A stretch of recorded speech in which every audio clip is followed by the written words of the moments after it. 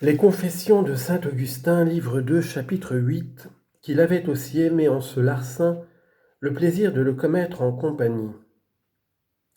Quel avantage ai-je donc tiré alors, misérable que j'étais, de ces actions criminelles dont la pensée seule me fait rougir maintenant, et particulièrement de ce larcin dans lequel je n'ai rien aimé que le larcin même, c'est-à-dire que le néant, puisque le péché n'est autre chose, en quoi ma misère était d'autant plus extrême. Et néanmoins je n'aurais pas fait ce larcin étant seul. Je me souviens fort bien de la disposition d'esprit dans laquelle j'étais alors, et je vois clairement que je ne l'aurais jamais fait étant seul. C'est donc la compagnie des autres que j'ai aimée. Et ainsi il n'est pas vrai que je n'ai rien aimé dans cette action que le larcin, mais au contraire ce que j'y aimais n'était rien en effet, puisque même ce que je viens de dire n'est encore qu'un néant. Qu'est-ce donc dans la vérité que le fond de ce désordre? Et qui me l'enseignera, sinon celui qui répand sa lumière en mon âme et qui perce au travers de son obscurité et de ses ombres? Car, recherchant encore de plus près la cause de cette action, examinant la disposition de mon esprit et sondant le fond de mon cœur, il me semble que, si je n'eusse aimé que ces poires, si je n'eusse eu autre dessein que d'en manger, j'eusse pu commettre ce larcin étant seul, pour satisfaire ainsi mon intempérance. Et cependant, je trouve au contraire que ce qui allumait en moi ce désir était que nous avions fait, tous ensemble, cette partie, et que nous nous animions l'un l'autre dans ce dessein. Ainsi je n'étais point poussé par le plaisir que j'eusse de manger ces poires, mais par le plaisir que je prenais à les dérober, et ce plaisir ne venait que de ce que nous les dérobions en compagnie.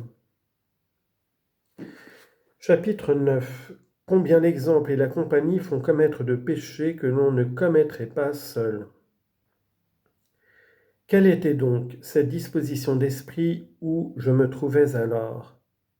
Je sais qu'elle était très honteuse et très déréglée, et que j'étais bien misérable d'être tombé en un si étrange dérèglement. Mais encore quelle était cette disposition? Hélas, qui peut comprendre la profondeur des péchés selon l'oracle de l'Écriture? Ce n'était autre chose sinon que nous rions en nous-mêmes et que nous sentions un plaisir dans le fond du cœur de ce que nous trompions ceux à qui était ce poirier, qui ne s'attendaient nullement que nous leur dussions ainsi enlever leur poire, et qui en seraient sans doute très sensiblement touchés. Pourquoi donc le plaisir que je prenais en cette action venait-il de ce que je la faisais en la compagnie des autres? Est-ce à cause qu'on n'est pas si porté à rire et à se réjouir lorsqu'on est seul? Mais quoiqu'il soit vrai que cela arrive plus rarement, nous voyons néanmoins quelquefois qu'un homme qui est tout seul s'éclate de rire s'il lui vient tout d'un coup en la pensée ou s'il se présente à ses yeux quelque chose d'extraordinairement plaisant. Mais quoi qu'il en soit, il est toujours vrai qu'étant seul, je n'eusse jamais fait cette action. C'est ce que je puis dire très assurément. Mon Dieu, vous voyez devant vous ce vif et ce véritable souvenir que j'ai encore de l'état où j'étais alors. Il est certain que si j'avais été seul, je n'aurais pas commis ce larcin, puisque je n'étais pas porté à le commettre par l'amour que j'eusse pour la chose que je dérobais, mais par le plaisir même de la dérober. Et à moins que d'être en compagnie, je n'eusse pris aucun plaisir à le faire et ne l'eusse jamais fait.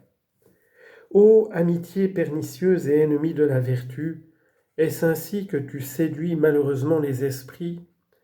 Est-ce ainsi que tu leur inspires une secrète envie de nuire aux autres? Est-ce ainsi que tu fais passer pour un jeu et pour un divertissement cette injustice par laquelle nous volons le bien d'un homme sans y être poussés, ni par la vengeance, puisqu'il ne nous a fait aucun tort, ni par le gain, puisqu'il ne nous en revient aucun avantage, mais seulement parce qu'on se dit l'un à l'autre, allons, faisons, et que l'on a honte de n'avoir pas perdu toute honte. Chapitre 10. Il déteste son péché et désire de se reposer en Dieu. Qui peut débrouiller cette confusion et ce chaos? Qui peut développer tant de plis et tant de replis, qui se trouve dans une action si déréglée. Mais pourquoi m'arrêter de la sorte sur un sujet, sur un objet si honteux et si difforme? Je ne veux plus le regarder, je ne veux plus y penser.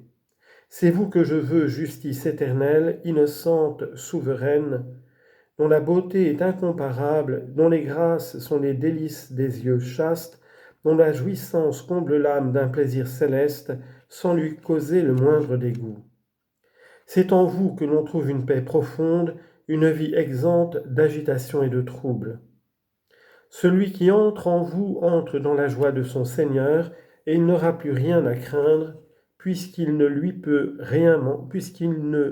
manquer aucun bien, étant uni au souverain bien. Je me suis détaché de vous, mon Dieu, durant ma jeunesse, de vous qui êtes seul le soutien et l'affermissement des âmes. Je vous ai abandonné malheureusement pour m'aller perdre dans des routes égarées, et devenant moi-même à moi-même une terre stérile et infructueuse, je suis tombé dans le comble de la pauvreté et de la misère.